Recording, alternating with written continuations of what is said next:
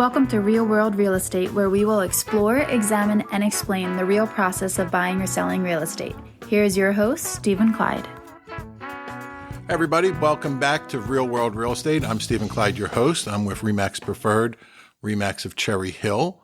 And we're going to do a quick little market update today, and we're going to talk about the market conditions moving forward as we progress into more lockdowns and additional COVID cases and everything that's happening across all the states where we're not seeing any relief from this. So we're going to touch on how that's going to affect the market moving forward and what we have to worry about or be concerned about, if anything. First, I want to talk about our market conditions. And fortunately for sellers, but unfortunately for buyers, the market conditions really haven't improved that much at all. We still have a severe inventory shortage. Right now, we are down 63.4% in our inventory compared to July of last year, which means we have 36% of the homes on the market that really should be on the market. Compounding that, we have an influx of new buyers coming into market areas, specifically those outside major metropolitan centers or major cities. In North Jersey, they're seeing an exodus out of New York and New York City into the North Jersey suburbs, and Connecticut's experiencing the same thing.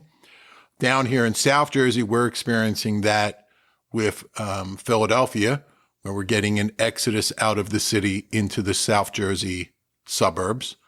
Gabrielle and I did an open house Sunday, and half of the people coming through the open house were coming from the city. They were coming out of Philadelphia looking for a house in the suburbs. They were looking for a little bit more space.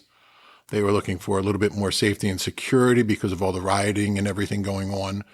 But they were also looking for the space. That was the biggest thing, and outdoor space, because they were quarantined in their condos or their row homes for so long that they realized they did need more space. So that influx of buyers that we didn't anticipate and weren't anticipated back last quarter or even the quarter before that coming into the market, compounded with our lack of inventory situation, is creating havoc for buyers trying to look for homes. Every house is a bidding war or highest and best situation right now. So if you're out buying right now, I would suggest get all of your ducks in a row. Make sure all your I's are dotted and your T's are crossed.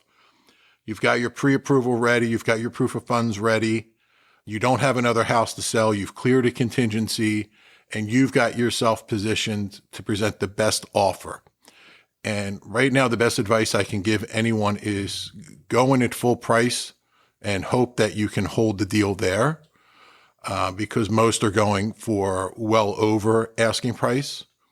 We've seen some transactions where within 24 hours, there's 7 to 8 offers on a house. I was out last week showing houses and literally had to stand in line.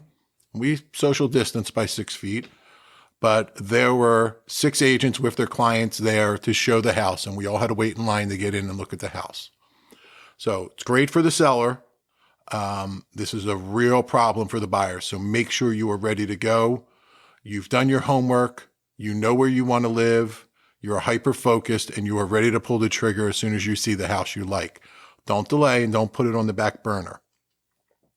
So we've also seen an increase in value, obviously, because of those bidding wars and because of that lack of inventory. So in South Jersey alone, Ocean, Mercer, Camden County, Burlington County, Salem County, Cumberland County, we've seen a price appreciation in the last 12 months of 4.2%. And that's strictly because of the lack of inventory. And we're seeing growth. The days on market have dropped drastically. Luckily, new inventory coming onto the market is increasing. So in April, we only had 1,900 new listings come on the market. That number's back up in June to almost 3,400 new listings, still well below where we need to be. We should right now have 15,650 homes on the market, and we've only got 5,732. We've got an increase in buyer and a lack of inventory, so it's a perfect storm.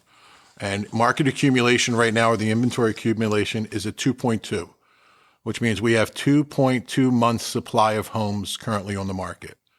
In a perfect world, that is between 5 and 6 months. That's called neutral or balanced. So, like I said, get your ducks in a row. If you're thinking about selling a home, now is the time to put that house on the market. You have no competition. You have tons of buyers lining up to come see your home. So the sooner you can get it on the market, the better, right? This is the time to put your house on the market. And it's also the time to buy, right? Because interest rates are still below 3%. Prices are still good as compared to a cost of living situation. So it's a great time to buy, but it's really an amazing time to sell. So we'll keep you posted on the market. Hopefully we get some kind of adjustment in this inventory over the next 2 or 3 months. I hope it gets up to at least, we're only down 30% and not over 60%. I don't think we're going to see a full relief on the inventory problems for several years, but it shouldn't be this drastic of a problem. Hopefully, and that's all going to depend on how we proceed with COVID-19 and the quarantines and the lockdowns. All right, that being said, let's talk about something I actually talked about a couple episodes ago when I debunked Suze Orman. But I want to go into some of the real facts here as far as with what's going on in the health crisis we face right now across the country. And we still have an increase in COVID-19 cases. We have different states imposing different restrictions and going back into lockdown mode. It's happened across the country, region by region. And it's really affecting businesses across the country, right? Some have been forced to either reduce or completely discontinue services altogether. This pause that we've had in the economy for the last 4 months now has greatly impacted the workforce. And as a result, many people have been laid off or they've been furloughed. And naturally, in a normal circumstance, that would lead us all to believe that we're going to see a rush of foreclosures like we saw in 2008. But the market today is completely different than 2008. And I can't stress that enough. This is a completely different economic environment than 2008.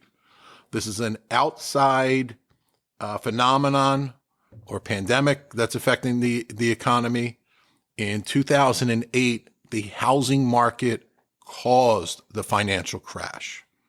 That's why we saw such a huge amount of foreclosures. And also there was a total lack of equity in the homeowners' properties. So they had less options or they had less ways to maneuver other than going directly into foreclosure. The concern of more foreclosures based on, all of those that are out of work, we need to understand this, fully. There are basically 2 reasons why we won't see the rush of foreclosures this fall. And for forbearance extensions and strong homeowner equity are the 2 biggest reasons. And obviously the marketplace right now with the buyer's confidence and the lack of inventory is driving that as well.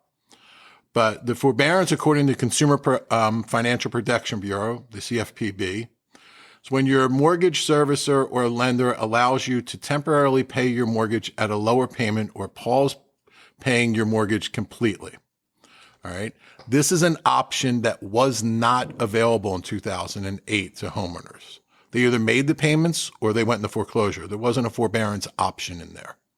And this option is for those who need immediate relief. In today's economy, the Consumer Financial Protection Bureau has given homeowners a way to extend their forbearances, which will greatly assist those families who need it at this critical time. If you go back and listen to the debunk episode about Suze Orman, she talked in her Facebook post that the 3-month forbearance was expiring this month in July, which was true. But that was changed, right? As we progressed, that was the initial forbearance that came out in March and April. Basically in April, and it gave you a 3-month stay on your mortgage, basically, a forbearance. Well, now due to the hardship, if you're experiencing a hardship due to the coronavirus, you have the right to request and obtain a forbearance up to 180 days or 6 months. You also have the right to request and obtain an extension for an additional 180 days. So that's a total of 360 days or just shy of a full year that you can request that forbearance. Now, keep in mind, prices have gone up. Homeowners have equity. they have ways to get out of this situation that they didn't in 2008. And really the biggest one besides the forbearance, which is protecting them, right? Normally, if you were 3 months behind, the bank is already ordering the foreclosure process. You've already received your notice of default. You're already behind the 8 ball, and try to dig back out of that is difficult. This time around, the banks are working with you. They gave you that initial 3-month forbearance to get through the initial lockdown and the quarantine. Now we've got 280-day forbearances that we can take advantage of if you're still laid off, if you're still furloughed, right? So we've got great tools there alone to work with to stop the foreclosure pandemic, right? Creating another pandemic through foreclosure. And equity is also working in favor of today's homeowners. This savings is another reason why we won't see a substantial foreclosure in the near future. Today's homeowners are in a forbearance actually have more equity in their homes than what the market experienced in 2008, right? Mortgage Monitor report, the Black Knight, indicated that of all the active forbearances which are past due on their mortgage payments, 77% of those homes had at least 20% equity in their houses, right? So actually 59% of them had more than 30% equity. 18% had between 20 and 30% equity. 13% of people had between 10 and 20% equity. 9% had from 0 to 10% equity. And only 1% of people that were in forbearance right now and deemed behind on their mortgage payments had negative equity. So let's put that in perspective. If you have a $200,000 home in today's market and you're in the majority, at 20% equity, you have $40,000 sitting there. It's going to cost you between 6 and 7% to sell your home between closing costs and taxes and commissions and everything.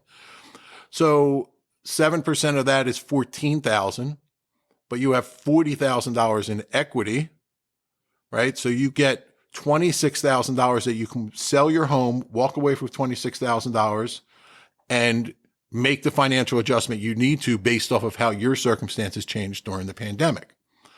So this equity is a huge factor, right? This equity did not exist in 2008. There was a lot of negative equity in 2008.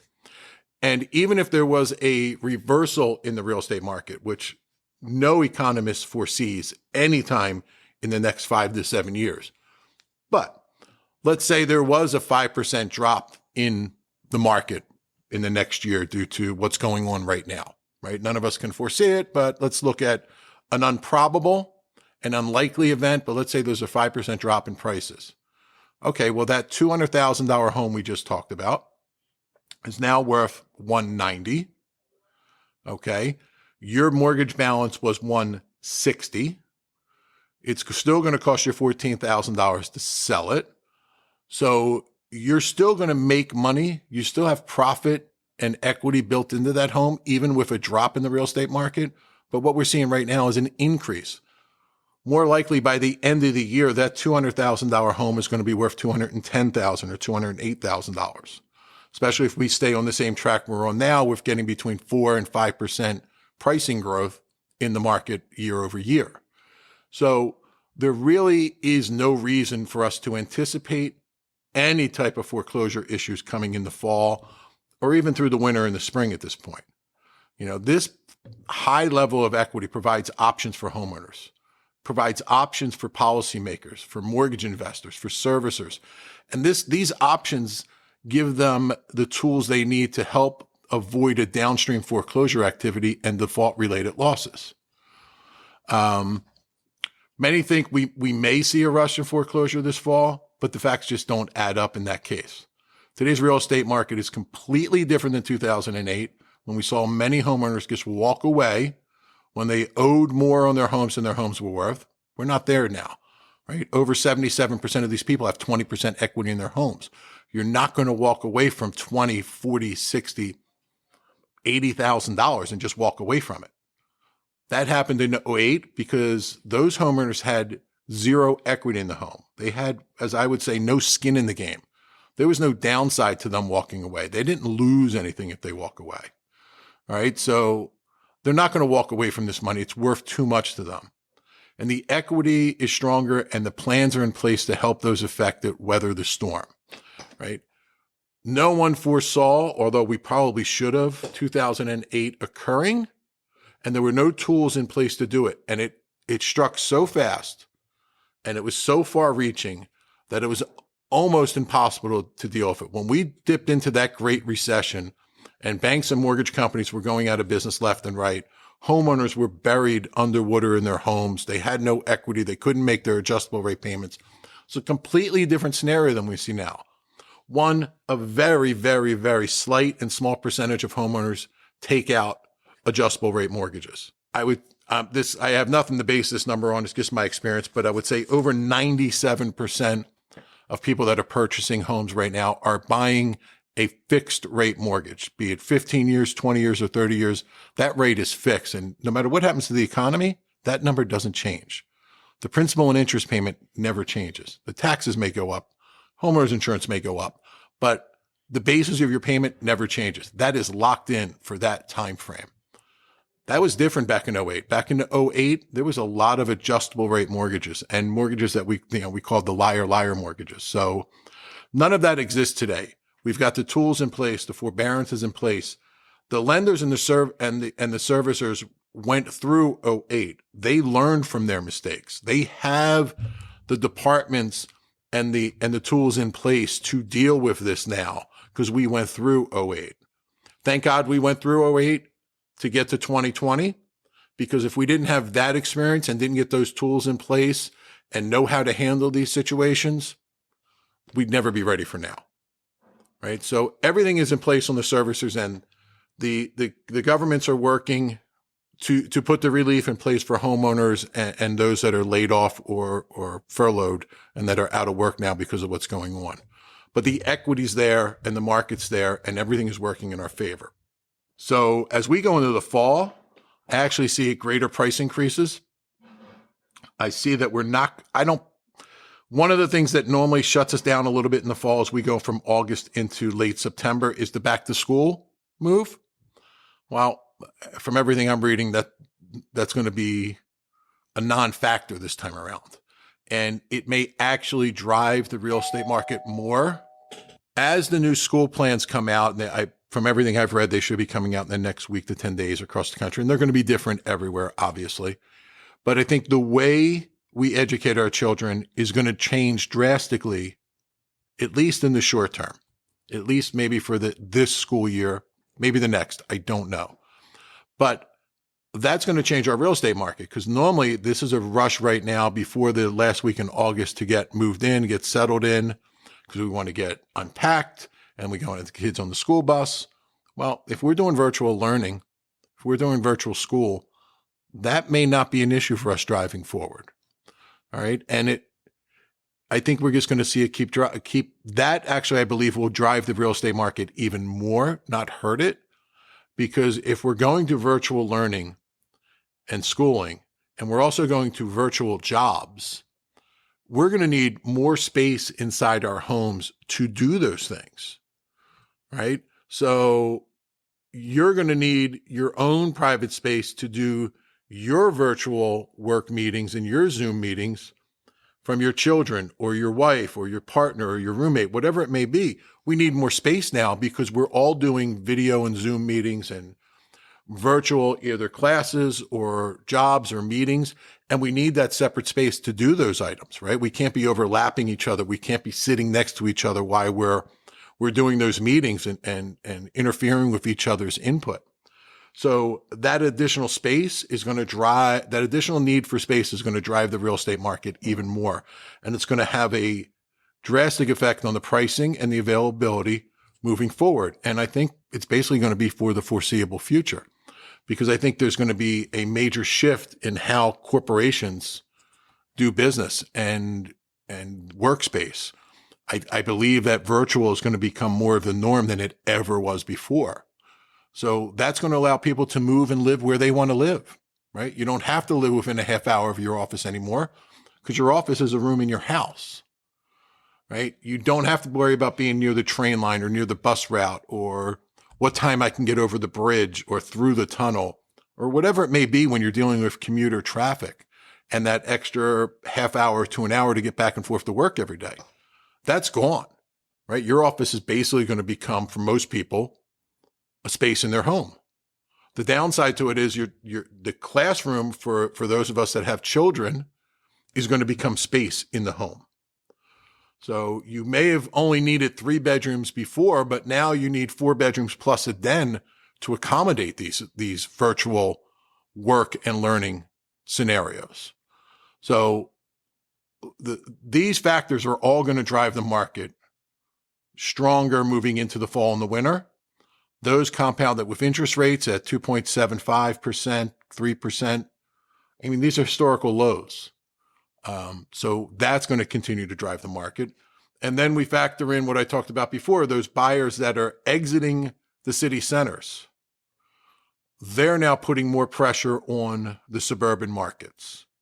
So all these factors combined, added in the tools and the programs that are in place now for forbearance and release for homeowners, we're not going to see the foreclosures that we saw in 2008. We're not even going to see a small taste of that foreclosure market. Stay tuned. We'll see you on Tuesday and have a wonderful weekend. Talk to you then. This is Stephen Clyde, your host of Real World Real Estate. Thank you for tuning in to this week's episode. If you would like any additional information, please contact us at Team Clyde Realtors on Instagram or Facebook, or you can send us an email at Stephen@TeamClyde.